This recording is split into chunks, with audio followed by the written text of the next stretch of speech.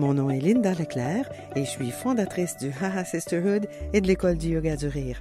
Bienvenue dans l'élément joie, les balados qui font du bien et qui inspirent. Je vous présente aujourd'hui Jean-Nicolas Moncion, que je connais depuis sa naissance. C'est drôle de penser que je l'ai vu bébé et que je discute maintenant avec un bel homme articulé, profond et sage. Je sais qu'il rougirait de m'entendre dire ceci, mais Jean-Nicolas, il y a de la lumière dans les yeux. Cet épisode, on l'a enregistré à l'été 2017. Je vous laisse découvrir son élément joie.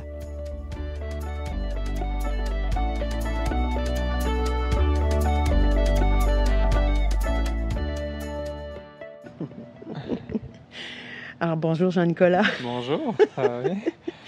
Et aujourd'hui, là, c'est vraiment le fun parce qu'on est installés, Jean-Nicolas et moi, sur le bord d'un lac. Il fait super beau soleil. C'est vraiment, pour moi, la température idéale. C'est la température idéale pour avoir une super belle conversation aussi avec un beau jeune homme. C'est gentil, c'est gentil. Jean-Nicolas, toi, tu reviens. J'aimerais juste ça que tu nous dises avant que je te pose les deux questions. Tu reviens d'un périple. Tu es étudiant en deuxième année de médecine. J'ai terminé ma deuxième année, oui. Et pour tes vacances cette année, tu as choisi de faire quelque chose d'assez différent. Tu as pris la marche et tu as parcouru combien de kilomètres? 650 en tout.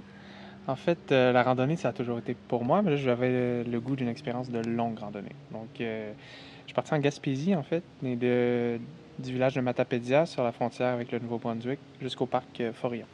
Donc, ça m'a pris un bon 24 jours. Oui, mais là, tu l'as fait vite, hein? C'est ce que tu disais? Je voulais que ça soit aussi un défi sportif. Donc oui, en effet, j'avais pas beaucoup de journées de repos. Mais le repos, en même temps, c'était de marcher. C'était de marcher dans la nature. Oui, exactement. Aussi. Donc, ça donnait justement une belle motivation pour finir la session. Et ça coupait vraiment en deux avant de retourner pour une troisième année. Et je comprends. Oui, vraiment. Donc, voilà, j'y avais pensé depuis longtemps. Et puis, c'était un sentier qui était vraiment... pour moi, parce que j'avais envie de le faire seul, donc pour une première expérience d'être dans la province en français, puis tout, c'était préférable. Mais j'avais jamais vu la Gaspésie, donc belle manière de découvrir.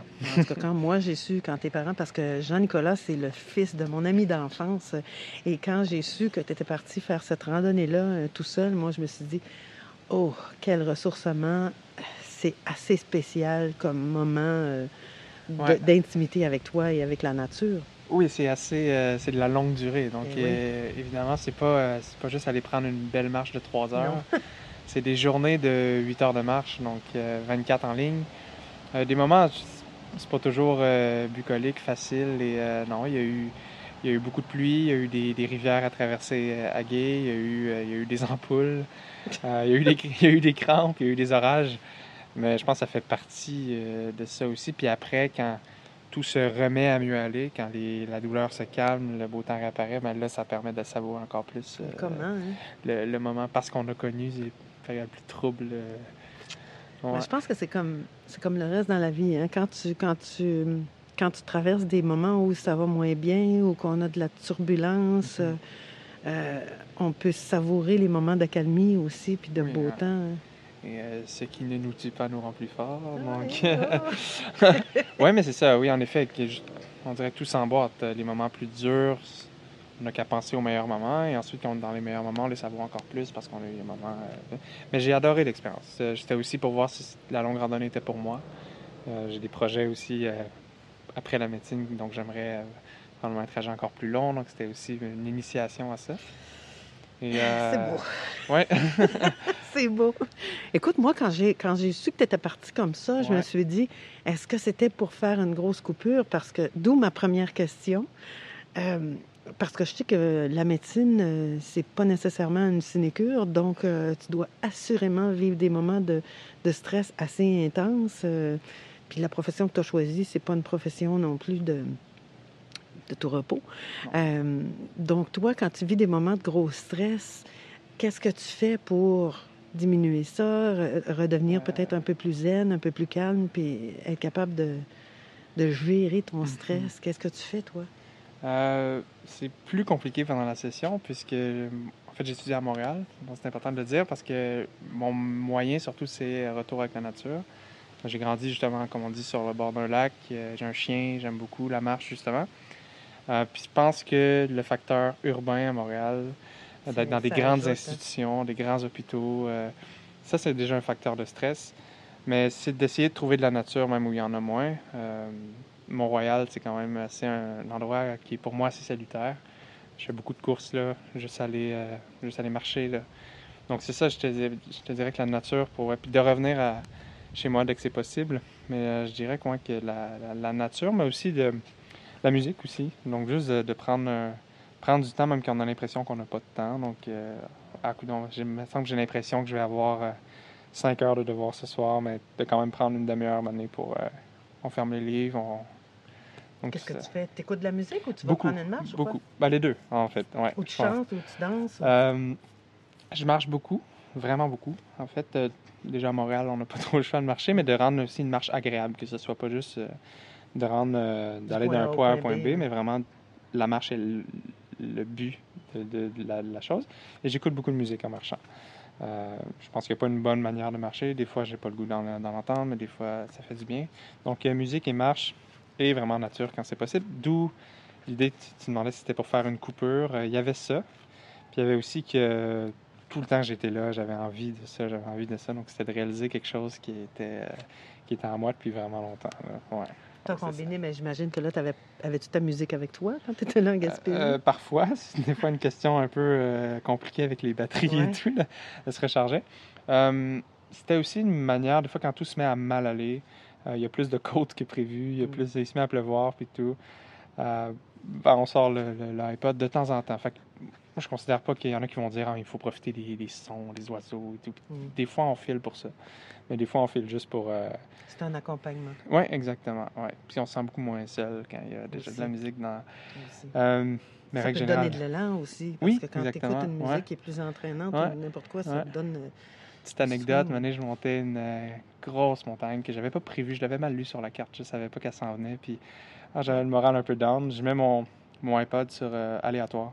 La première tune qu'il m'a envoyée, c'est The Rising de Bruce Springsteen, qui est une chanson justement d'ascension. Exactement. Ça va mal, je vois rien, j'ai un poids sur le dos, mais il faut monter. Puis j'ai trouvé ça quand même un signe que sur 150 chansons, celle qui m'a envoyée, c'est The Rising. Donc quand on parle d'accompagnement, puis de redonner de l'énergie, là, c'est pour le coup, ça m'avait... oui, hein? Quand même... wow, OK. Ça ne pouvait pas être meilleur que ça. Exactement, Je pensais que tu allais dire c'est le Ain't No Mountain High Enough, quelque chose comme ça. Je ne sais pas le titre, là, mais... Mais ouais, ça m'avait un peu... les chansons nous parlent, donc... Exactement. Est-ce que c'est les mêmes choses que tu utilises quand tu es un peu triste ou que tu as moins le moral? Qu'est-ce que tu fais, toi, pour te remettre un peu de bonne humeur ou te repomper? Je dirais que général, c'est rare. Je peux être stressé, je peux être anxieux, mais des grands épisodes de tristesse... un petit. C'est une journée où tu te réveilles et tu dis « Aujourd'hui, j'ai pas le moral ». Ou il y a quelque chose qui se passe, puis ça t'affecte, ça te déprime un peu. Oui, c'est de retrouver un certain contact avec l'autre, qui est un peu complexe parce que je suis quand même tout seul à Montréal, mais j'appelle beaucoup mes parents. Des fois, juste de parler aux gens, ça fait du bien. Mais oui, en fait, c'est pas mal les mêmes moyens.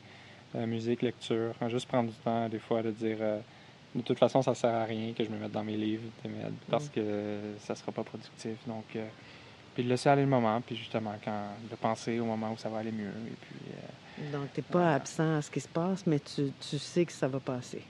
Exactement. Une espèce de lucidité, une espèce d'espoir. Puis d'avoir des projets aussi beaucoup. Des fois, c'était dur, là, c'est un cours pas facile, on n'est pas bon dans tout, donc là, le cours est plus compliqué. Il me semble que j'ai beaucoup de choses à faire. Mais justement, de savoir que, fais-le, là, parce que, regarde, l'été, ça va être super. Ça va être fou, tu peux partir en randonnée. Donc, d'avoir des projets aussi. Puis dans ces moments-là où ça va moins bien, mais de repenser à ce projet-là, de le planifier encore plus, de dire, je vais consacrer un peu de temps à ça. Puis après, ça donne un peu un sens à ce que je fais là, parce que je me dis...